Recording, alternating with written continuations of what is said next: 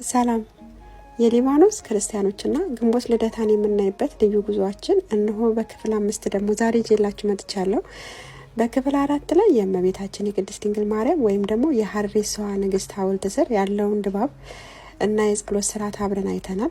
አሁን ደግሞ ከዚያ መንፈሳዊ ረፍት በኋላ የበረከቱ ተካፋይ የምንሆንበት ሌላኛውን ስፍራ እናያለን።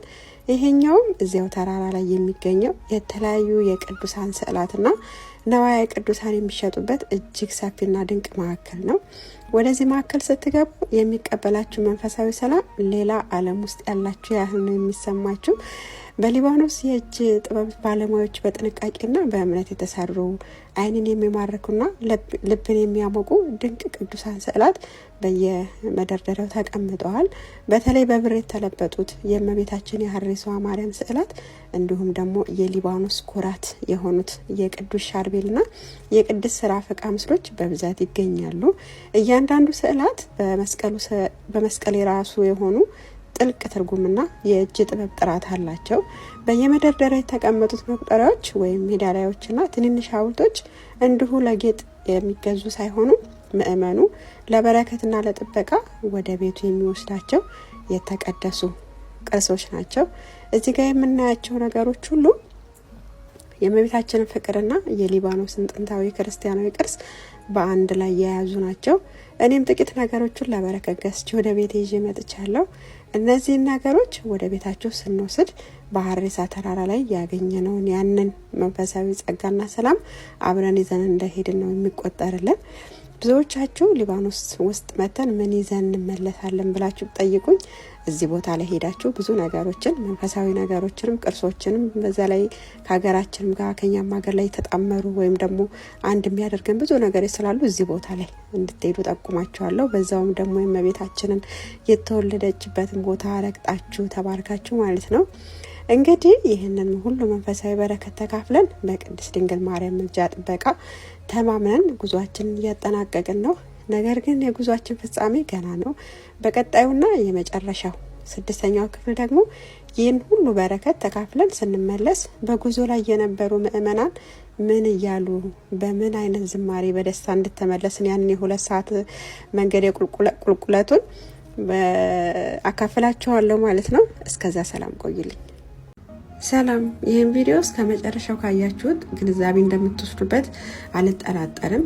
የሊባኖስ ክርስቲያኖችና ግንቦት ልደታን ያየንበት ልዩ ጉዟችን እነሆ ዛሬ የመጨረሻው ክፍል 6 ላይ ደርሰናል። ካለፉት ክፍሎች እንደተረዳሁት እናንተም እንደኔው ከበረከቱ እንድተካፈላችሁና ቪዲዮዎቹን እጅግ እንደወደዳችኋቸው አይቻለሁ። ለሰጣችሁን ፍቅር እግዚአብሔር ይስጥልኝ ማለት እወዳለሁ። ይህ ፔጅ ሁሌም እንደዚህ መሰል ድንቅ ነገሮችን በሊባኖስ ያሉትን ታሪካዊ ቅዱሳን ቦታዎችን እንዲሁም ሌሎች ጠቃሚ ቁም ነገሮችን የማቀርብበት ገጽ ስለሆነ ወደፊትም የሚለቀቁትን ቪዲዮዎች እንዳያመልጣችሁ አሁኑኑ ፎሎ እያደረጋችሁ ጠብቁ ለማለት እወዳለሁ። የዚህ ሙሉ ቪዲዮ በአንድ ላይ ማየት ለምትፈልጉ ደግሞ ሊንኩ ባዮ ላይ ያለላችሁ ዩቲዩብ ቻናሌ ላይ ሰብስክራይብ እያደረጋችሁ ሙሉ ማየት ትችላላችሁ። እንግዲህ እስካሁን በየክፍሉ ቆራርጬ ያቀረብኩላችሁን ታላቅ መንፈሳዊ ስርዓት በአግባቡ ካጠናቀቅን በኋላ ከዚህ በፊት ግን አሁን በምስሉ ላይ የምታዩት ቪዲዮ በሌላ ጊዜ ቀረጽኩት ነው። ስልኬ ጠፍቶ ስለነበረ ስመለስ ለመቅረጽ አልቻልኩኝም ነበረ። ይሄ ከግንዛቤ እንድትወስዱት ነው እና በአግባቡ ካጠናቀቅን በኋላ ወደ መጣንበት ለመመለስ ያንን የ2 ሰዓት ቁልቁለት መንገድ መውረድ ጀመርን። ያንን ሁሉ መንገድ ስንወርድ ግን ጉዞውን በዝምታ አልነበረም። ምእመናኑ ሁሉ በአንድ ድምጽ እየዘመሩ ነበረ ስንወርድ የነበረው። እኔ መዝሙሮችን ከዚህ በፊት ሰምቻቸው ስለማላውቅ ቃላቱን አብሬያቸው መዘመር አልቻልኩም። ነገር ግን ዝም ላለ ማለትና ከመንፈሳዊ በረከት ለመካፈል ከልጅነት ጀምሮ በቃሌ ካያስኳቸው መዝሙሮች መካከል ሰላም ለኪ እያልኩ እንዲሁም ደግሞ ከመዝሙረ ዳዊት ውስጥ የቻልኩትን እየደገምኩ በልቤ እየጸለይኩ ነበረ። በዚህ ጉዞ ላይ እንደ አንድ ልብ የሚነካና ያስደመመኝን ነገር ተፈጠረ። ወደ ተራራው ሲወጡ የነበሩ ሰዎች ሁሉ ይህንን አድርጊልኝ ያንን ስጭኝ እያሉ እየለመኗትና እየተማጸኗት ነበር የወረዱት። ሲመለሱ ግን ሙሉ በሙሉ እያመሰገኗት ነው የወረድነው።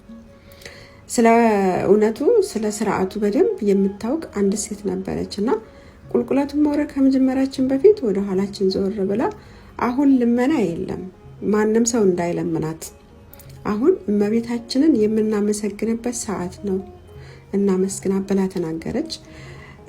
በዚህ መሰረት እግረኞች ሁሉ ድምጻቸውን አውጥተው እያመሰገኗት ወረዱ። ይህ የእምነታቸው ጥልቀት በእውነት በጣም ያስደምመኝ።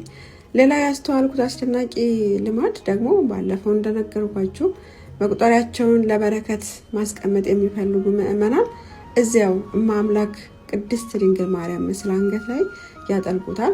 በዚያውም ላይ ጸሎት አድርገው ወይም ተስለው የራሳቸውን ምልክት አድርገው ይተውታል። በሚቀጥለው ዓመት ግንቦት ልደታ ላይ መተው ለመውሰድ እዚያ ያስቀምጡታል ማለት ነው። እውነት ለመናገር ይህ ጉዞ ከበረከቱ ባሻገር በህይወት ትልቅ ትምህርት ሰጥቶኛል።